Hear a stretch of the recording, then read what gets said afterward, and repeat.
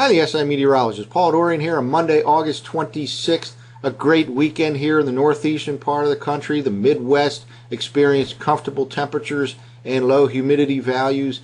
However, that high pressure system responsible for the nice weather is kind of sliding to the south and east, and it will open the door to unsettled conditions here over the next few days. I believe there are two very good chances for showers and thunderstorms in much of the Mid-Atlantic region. One this evening in the overnight hours, and the second one coming on the day Wednesday. It's kind of an interesting situation right now where we have numerous showers and thunderstorms over the Great Lakes region, and they're actually going to drop south and east today and should arrive in the I-95 corridor, especially between Philadelphia and New York City in the overnight hours. Some of the rain could even be heavy tonight across Philadelphia, New York City, as this band of showers and thunderstorms comes from an unusual direction, our northwest, as again it'll drop south and east all day today. Let's take a look at the current upper level chart. This is a 500 millibar chart. This kind of tells us why we have kind of an unusual situation this morning with showers and thunderstorms possibly moving into the I-95 corridor from the north and west. Well, high pressure is situated right over the middle part of the country,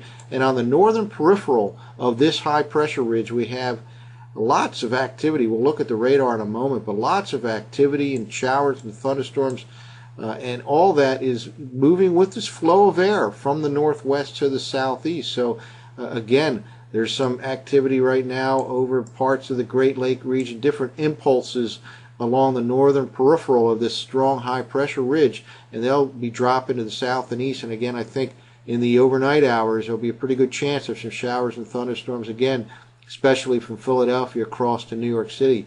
Other features this morning: the remnants of a tropical storm out here over the Pacific will surge some moisture into Southern California and parts of the Southwest. In this region right here, there could be some flooding rainfall from the remains of this tropical system out in parts of the southwestern part of the country later on today into tonight.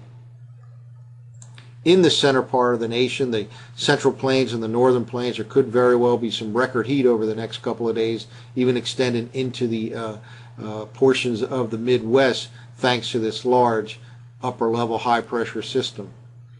Well, here's a current infrared satellite loop from the SSEC Wisconsin website. A couple of things to point out. First of all, lots of clear skies right underneath that large upper level high pressure ridge, but on the northern peripheral of that, heavy showers and thunderstorms across northern Wisconsin this morning and all the way across to the eastern Great Lakes. Just bands, impulses of energy causing some heavy showers and thunderstorms. Notice in the flow of air kind of driving to the south and east. Again, there very well may be some showers and thunderstorms moving into the I-95 corridor from the north and west later on today into the evening hours. Notice the flow of air right now, again, bringing some clouds in from northeastern Pennsylvania towards southeastern Pennsylvania and New York City region.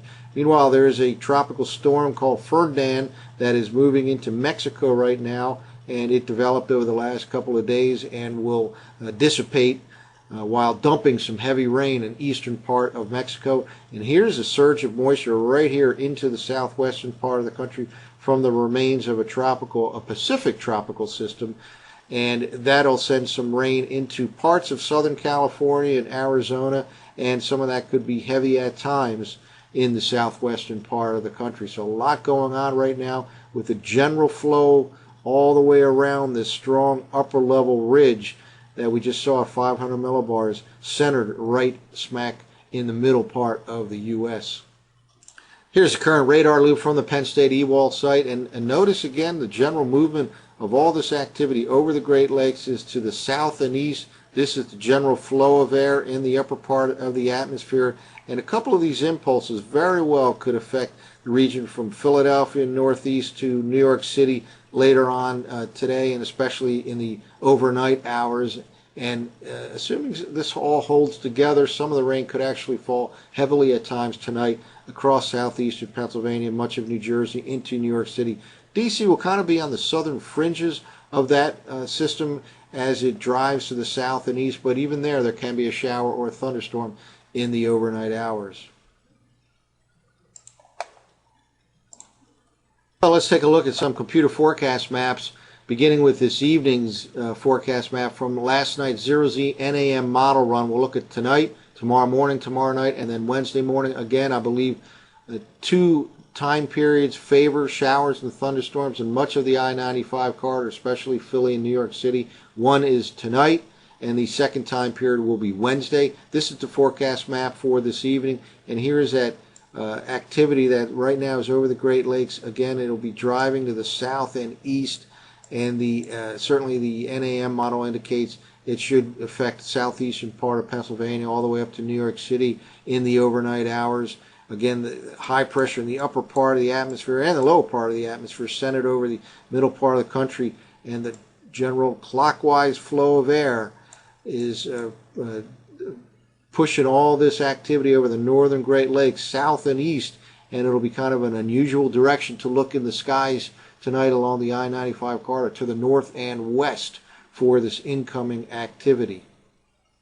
Here's the forecast map for tomorrow morning, and notice this area of moisture sagging all the way down to just about the DC region. Again, this is what is driving south and east today from the Great Lakes into the Mid-Atlantic region. It'll tend to weaken somewhat by the time it reaches the DC region, but there certainly can be some showers and thunderstorms from Philly to New York City overnight tonight, and some of that rain could fall heavily at times.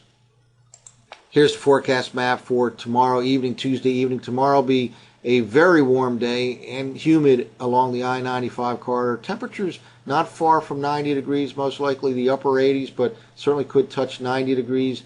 And still a chance for a shower or thunderstorm, but the most likely time frame is again in the overnight hours tonight, and then again on Wednesday. And here's Wednesday's system starting to get itself organized again upstream to our north and west here, and it'll be driving to the south and east in time for Wednesday here along the I-95 corridor. Here's indeed the forecast map for Wednesday morning, and here's that next impulse of energy upstream over the Great Lakes, and that'll be driving to the south and east at this time. And Wednesday looks like another day with likely showers and thunderstorms up and down the I-95 corridor. Some of that rain could be heavy at times as well. The clouds and showers will hold down temperatures a little bit on Wednesday compared to Tuesday, with upper 80s likely on Wednesday and mid 80s likely on upper 80s likely on Tuesday and mid 80s likely on Wednesday in the I-95 corridor. Once that passes through, it'll stay relatively warm and moderately humid on Thursday and Friday. So a couple of shots at showers and thunderstorms, one tonight and one again on Wednesday, and certainly can have a shower or thunderstorm in those other time frames between now and Wednesday. But the most favorable time along I-95 corridor, especially from Philly to New York City, will be tonight and then again on Wednesday. That's it for now. For the SIWeather.com, I'm meteorologist Paul Dorian.